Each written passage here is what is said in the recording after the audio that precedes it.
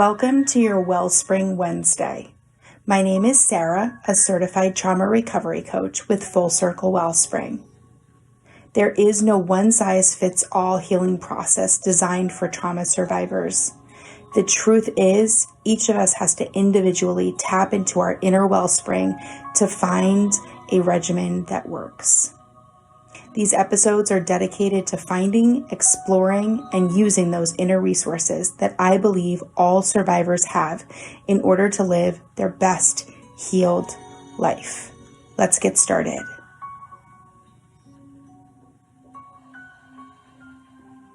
Today's topic is red flags.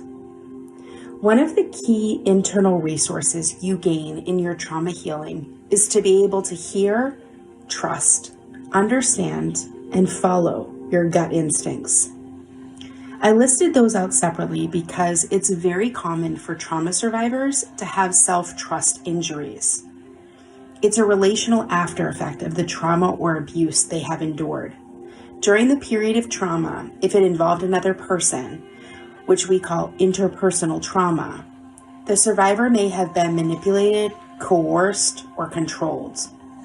Because of that, they struggle to allow themselves to find their own feelings or thoughts. They're not welcome in their life.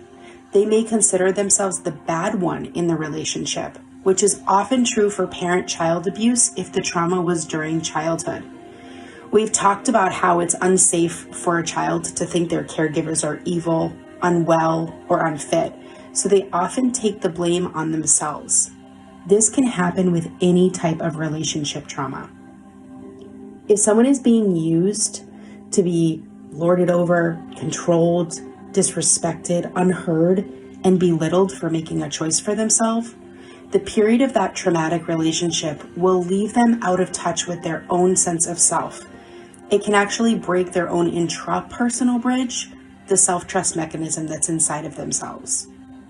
So the first part of this process is to reconnect a survivor with their own self, mind, body, and spirit.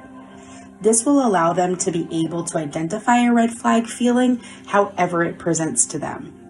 From there, once a survivor can even begin to hear their own gut instincts again, then they will have to work on trusting it. And this comes with practice.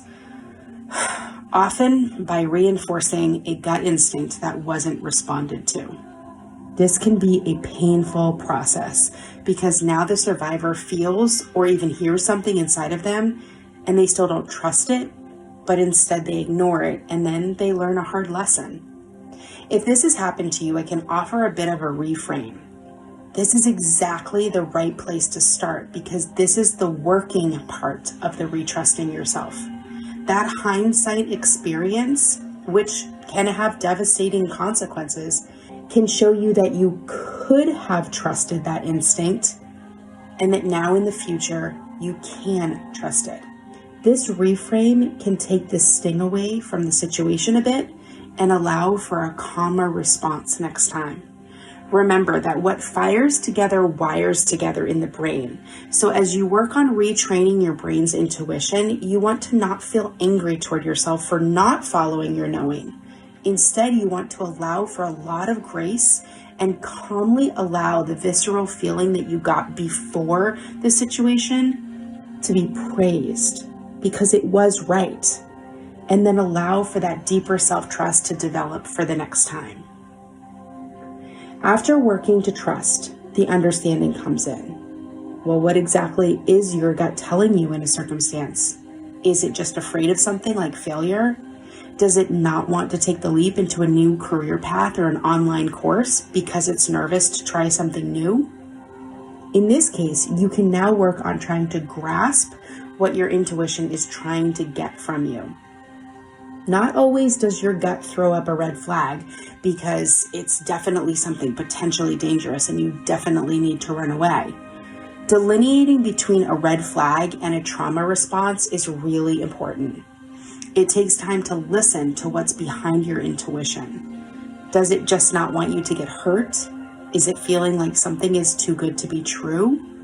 Is it worried that you might get embarrassed about something? Those are trauma responses, and they may keep you from something that's really good or an opportunity to grow. You'll start listening to, trusting, and then finally grasping what your feelings and hunches are all about. You get curious about them, understand them, ask them questions, dig down to the roots of where they are coming from. Then you can work on your trauma responses differently than just fight, flight, or freeze.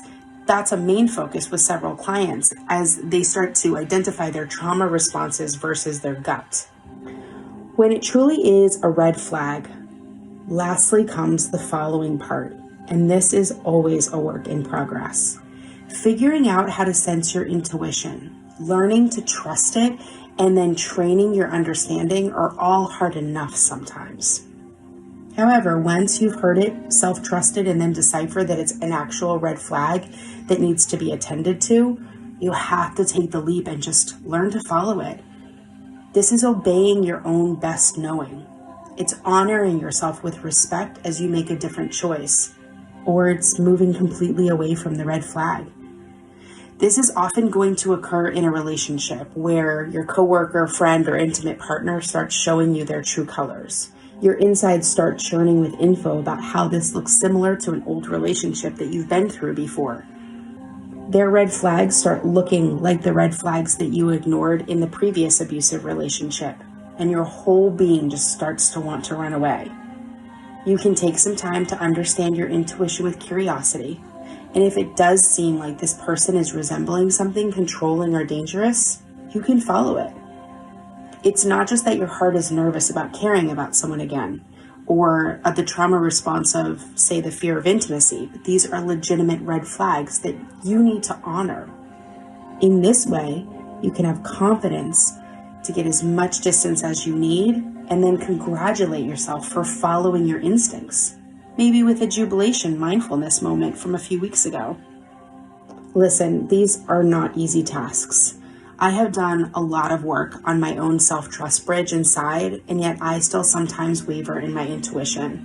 I recently was headed somewhere that my gut kept telling me not to go. I could hear it, feel it, and I could trust it. It was a legit circumstance to avoid, and I knew it. My gut knew it anyways.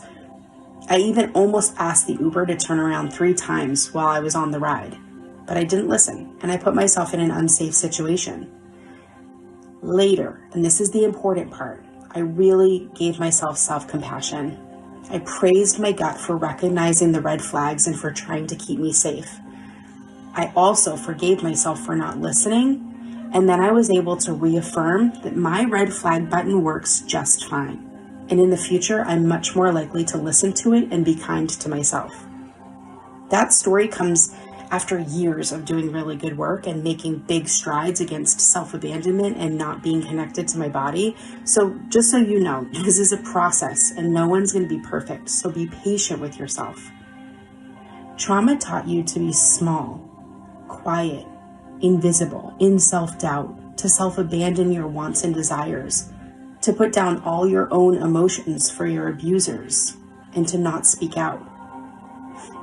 But your trauma recovery, now, it's teaching you the exact opposite.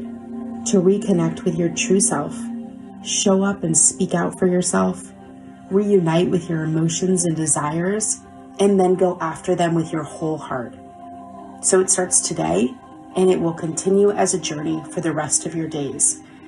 Its prize comes even in the small wins, small gains, small choices, and small insights. You got this. Thank you for joining me for today's episode of Trauma Survivorhood. This has been written and created by your host, Sara, a trauma recovery coach. For more info about me, trauma recovery resources, or to check out our support groups, classes, free survivor circles, private coaching, and more, visit www.fullcirclewellspring.com. Schedule a complimentary 20-minute discovery call to see if coaching is right for you. For the latest info on schedules and updates, follow us on Facebook at Full Circle Wellspring. All other media, social links, blogs, and show notes are posted in the episode guide below. Until next time, be well, survivors.